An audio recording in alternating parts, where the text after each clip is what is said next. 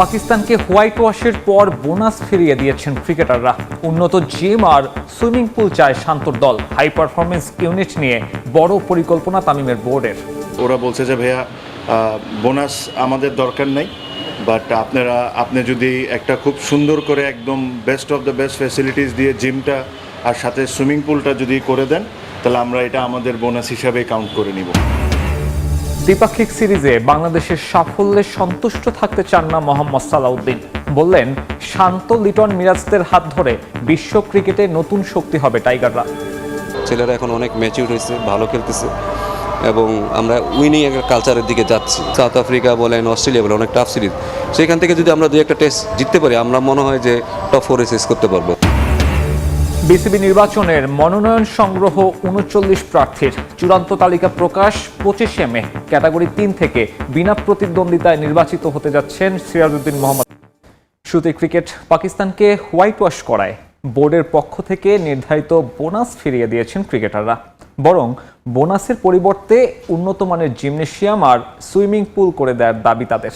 Cricket বোর্ডও সে দাবি মেনে নিয়েছে। পাশাপাশি বদলে ফেলা হচ্ছে হাই পারফরমেন্স ইউনিট। বয়সের সীমা তুলে দিয়ে সর্বোচ্চ গুরুত্ব দেওয়ার পরিকল্পনা তামিম ইকবালের। বাংলাদেশ ক্রিকেট বোর্ডের একটা জিমনেশিয়াম রয়েছে, যেখানে ডাম্বল আর ট্রেডমিল বাদে অনুপস্থিত সবকিছুই। নেই জাতীয় দলের জন্য কোনো নির্ধারিত সুইমিং পুলের ব্যবস্থা। আপাতত দেশের ক্রিকেট এখানেই বন্দী। তারকা ক্রিকেটাররা ব্যক্তিগত উদ্যোগে বাইরের জিম ব্যবহার করলেও বাকিদের নেই কোনো উপায়। তবে ভাগ্য পাল্টাচ্ছে এবার। পাকিস্তানকে হোয়াইট ওয়াশ করায় ক্রিকেটারদের জন্য আর্থিক বোনাসের বরাদ্দ রেখেছিল ক্রিকেট বোর্ড। তবে সে প্রস্তাব ফিরিয়ে দিয়েছে নাজমুল হোসেন শান্তরা। বরং ওই অর্থ দিয়ে হোম অফ ক্রিকেটে আধুনিক জিম আর সুইমিং পুল তৈরির দাবি। ক্রিকেট বোর্ডও সে দাবি মেনে নিয়েছে। প্লেয়ারদের তরফ থেকেও একটা জিনিস এসেছে, যেটা আমি খুব অ্যাপ্রিসিয়েট করি, যে ওরা বলছে যে ভাইয়া বোনাস আমাদের দরকার নেই, বাট আপনি যদি একটা খুব সুন্দর করে একদম best of the best facilities দিয়ে জিমটা আর সাথে সুইমিং পুলটা যদি করে দেন, তাহলে আমরা এটা আমাদের বোনাস হিসাবে কাউন্ট করে নিব। যে ইকুইপমেন্টসগুলো এখন ওয়ার্ল্ডের বেস্ট কোম্পানিজ যেগুলো আছে, তাদের সাথে আমরা অলরেডি যোগাযোগ করা শুরু করেছি। তাদের best of the best equipments দিয়ে একটা সুন্দর করে একটা প্রপার ন্যাশনাল টিম বা একটা ন্যাশনাল জিম যেরকম হওয়া উচিত, এই জিমটা করে দিব। তার ঠিক সামনে একটা জায়গা দেখবেন যে খালি জায়গা আছে, এই জায়গায় একটা স্টিল স্ট্রাকচার করে, এনএসসি পারমিশন নিয়ে স্টিল স্ট্রাকচার করে ওখানে সুইমিং পুল, আইস বাথ আর হট বাথের জন্য একটা ফ্যাসিলিটিস ক্রিয়েট করে দেওয়া হবে with changing room and everything. শুধুমাত্র অবকাঠামোগত নয়, তামিম ইকবাল গুরুত্ব দিচ্ছেন দেশের ক্রিকেট পাইপলাইনেও। জাতীয় দল নির্ভরতা কাটিয়ে তার মনোযোগ হাই পারফরমেন্স ইউনিটের ওপর। এরই মধ্যে এইচপির হেড কোচের দায়িত্ব দেয়া হয়েছে মোহাম্মদ সালাউদ্দিনকে। এবার তুলে নেওয়া হবে বয়সের সীমা। আন্ডার 19 থেকে ন্যাশনাল টিম আসা পর্যন্ত যে গ্যাপটা, ফর সাম রিজন আমরা এই গ্যাপটা ফুলফিল করতে পারছি না। এখন কেন করতে পারছি না, এই জিনিসটা খুঁজে বের করা খুব ইম্পর্টেন্ট। আমার কাছে ব্যক্তিগতভাবে মনে হয় যে এইচপিকে যদি আমি এজ লিমিটটা বের করে দিই, যদি এখানে কোনো এজ লিমিট থাকতে পারবে না, তাহলে এটা একটা জিনিস চেষ্টা করে দেখা যায়। তবে এসব কাজ সম্পন্ন করতে হলে নির্বাচনী বৈতরণী পার হয়ে আসতে হবে তামিম ইকবালের। সাবেক এই অধিনায়ক অবশ্য আশাবাদী 7 জুন পক্ষে আসবে ভোটের রায়। বিসিবি পরিচালক হতে আগ্রহী 39 জন, যেখানে ক্যাটাগরি 1 আর 2 থেকে 19 জন করে, আর ক্যাটাগরি 3-এ ফর্ম কিনেছেন 1 জন। ফর্ম কেনার সময়সীমা শেষে এমন তথ্য জানিয়েছে নির্বাচন কমিশন। তবে শেষ পর্যন্ত কারা নির্বাচন করতে পারবেন তার চূড়ান্ত তালিকা জানা যাবে আগামী 25শে মে। নির্বাচন কমিশন না জানালেও ক্যাটাগরি 3 থেকে বিনা প্রতিদ্বন্দ্বিতায় নির্বাচিত হতে যাচ্ছেন সিরাজউদ্দিন মোহাম্মদ আলমগীর। বাংলাদেশ ক্রিকেট বোর্ডে এখন নির্বাচনী উত্তাপ। বৃহস্পতিবার শেষ হয়েছে মনোনয়ন বিতরণের সময়। 3 ক্যাটাগরিতে 23 পরিচালক হতে আগ্রহী মোট 39 জন। ক্যাটাগরি 1 আর 2-এ 19 জন করে, আর 3-এ 1 জন। এরই মধ্যে ফর্ম জমা পড়েছে 23টি। শুক্রবার ডেডলাইন। বাছাই শেষে চূড়ান্ত তালিকা প্রকাশ করা হবে 25 তারিখ। এই পর্যন্ত আমরা ফর্ম জমা নিয়েছি। তার মধ্যে ক্যাটাগরি 1-এ 8 জন, ক্যাটাগরি 2-তে 14 জন এবং ক্যাটাগরি 3-তে 1 জন। সবশেষ নির্বাচনে কালিমা লাগে দেশের ক্রিকেট বোর্ডের গায়ে। আমিনুল ইসলামের অধীনে কাউন্সিলর তালিকা থেকে শুরু করে ভোট গ্রহণের প্রক্রিয়া সবই ছিল প্রশ্নবিদ্ধ।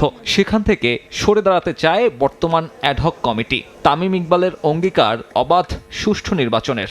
আমরা ইলেকশন নিয়ে এত কথা বলেছি, আমার আন্ডারে আমি যতটুকু পারি ফেয়ারনেস রেখে ইলেকশন করা সম্ভব ওই ইলেকশন করছি। আমাকে নিজেকে কমপ্লিটলি জায়গার থেকে সরিয়ে নিয়ে আসছি। এখন এই জিনিসটা পুরোপুরি ইলেকশন কমিশনের উপর। পার্থক্য এটা বলতে পারি যে আমি কোনো চিঠি সাইন করছি না, আমি কোনো কাউন্সিলরশিপ রিটার্ন করছি না। সভাপতির চেয়ারে কে বসবেন সে ভাগ্য বড় ভূমিকা থাকে ঢাকার ক্লাব কাউন্সিলরদের। বিসিবিতে নিজের পরিকল্পনা নিয়ে তাদের সঙ্গে বসার কথা জানিয়েছেন তামিম। জয় পেতে আশাবাদী সাবেক এই অধিনায়ক। যদি আমরা একটা অনুষ্ঠান করতে পারি যেখানে ৭৬টা ক্লাবকে ডেকে সবাই সবার মতো করে ভোট চাক, ওটা ২০ জন হোক বা ২২ জন হোক, যতজনই পার্টিসিপেশন হোক, তাহলে একটা জিনিসটা ইলেকশনের একটা সুন্দর ভাইব আসে। ক্যাটাগরি ১ আর ২-এ হাড্ডাহাড্ডি নির্বাচনের সম্ভাবনা দেখা গেলেও ব্যতিক্রম ক্যাটাগরি ৩, যেখানে ফর্ম জমা দিয়েছেন একজন। নির্বাচন কমিশন নাম প্রকাশ না করলেও সেখানে বিনা প্রতিদ্বন্দ্বিতায় পরিচালক হবার অপেক্ষায় চট্টগ্রামের সিরাজউদ্দিন মোহাম্মদ আলমগীর। সাম্প্রতিক সময়ে ক্রিকেটের ৩ ফরম্যাটেই ভালো করছে বাংলাদেশ। ড্রেসিং রুমের পরিবেশও আগের যে কোনো সময়ের চেয়ে অনেক বেশি সুন্দর। কিন্তু কোনোভাবেই এই সাফল্যের সন্তুষ্ট থাকতে রাজি নন জাতীয় দলের সদ্য সাবেক হওয়া সিনিয়র সহকারী কোচ মোহাম্মদ সালাউদ্দিন। আইসিসির কোনো টুর্নামেন্টে ভালো ফল করা না পর্যন্ত এমন সাফল্যের কোনো মূল্য দেখেন না তিনি। যদিও আশাবাদী শান্ত মিরাজ লিটনদের হাত ধরেই বিশ্ব ক্রিকেটের নতুন শক্তি হিসাবে আবির্ভূত হবে টাইগাররা। জীবনে আমি একটা মানুষ, আমার কাছে আমার কোনো আক্ষেপ নেই, ঠিক আছে? আমি কখনো আক্ষেপ নিয়ে বাঁচি না। আক্ষেপ নেই বললেও চোখে মুখের ভাব বদলাতে পারেননি সালাউদ্দিন। প্রথমে অন্তর্বর্তী এবং পরে পূর্ণকালীন দায়িত্ব পেলেও নিজের সময় শেষ করতে পারলেন না জাতীয় দলের সিনিয়র সহকারী এই কোচ। দলের সাফল্যের মুকুটে একের পর এক পালক যখন কেবল বসতে যাচ্ছে, তখনই তাকে সরে যেতে হচ্ছে ড্রেসিং রুম থেকে। তবে আসার কথা, নতুন দায়িত্বে আরও বেশি ভালো কাজ করার প্রত্যয় সালাউদ্দিনের। চ্যালেঞ্জ না, আমি বলবো যে এটা এক্সাইটিং আর একটা জায়গা যেখানে আসলে হয়তো আর একটু ভালো কাজ করতে পারবো, বেটার সার্ভিস দিতে পারবো দেশকে। কয়েকটা মাস আগেও ছন্ন ছাড়া এক দল ছিল বাংলাদেশ। দলের নেতৃত্বে পরিবর্তন, বোর্ডে অস্থিরতা মিলিয়ে কোনো তাললয় ছিল না ৩ ফরম্যাটের মধ্যে। কিন্তু সালাউদ্দিন আশরাফুলরা জাতীয় দলের সঙ্গে যুক্ত হওয়ার পর থেকেই বদলে যেতে থাকে সময়। ছন্ন ছাড়া দলটা এখন এক সুতোয় গাঁথা সুখী সংসার, যার ফল দেখা যাচ্ছে মাঠের পারফরমেন্সে। পাকিস্তানকে হোয়াইট ওয়াশ, নিউজিল্যান্ডের বিপক্ষে ওয়ানডে সিরিজ জয়, টি-20 ড্র, কিংবা আইসিসি টেস্ট র্যাঙ্কিংয়ের ৭ নম্বর, সবই হয়েছে এই কদিনে। যদিও এই কোনো কিছুতেই সন্তুষ্ট নন সালাউদ্দিন। সোজা কথা, আইসিসি টুর্নামেন্টে ভালো না করলে কোনো মূল্য নেই এই সাফল্যের। এটাতে স্যাটিসফাই থাকারও কোনো অবকাশ নেই। এখানে স্যাটিসফাই হওয়া যাবে না, কারণ আমরা এখন পর্যন্ত মেজর কোনো টুর্নামেন্টে ভালো করি নেই। তারপরে টেস্ট চ্যাম্পিয়নশিপে আমাদের অবস্থানটা আরও উপরে নিতে পারিনি। আস্তে আস্তে হয়তো হবে, যেহেতু ছেলেরা এখন অনেক ম্যাচিউর হয়েছে, ভালো খেলতেছে এবং আমরা উইনিং একটা কালচারের দিকে যাচ্ছি। আইসিসি টেস্ট চ্যাম্পিয়নশিপের 5 নম্বরে উঠে এসেছে বাংলাদেশ।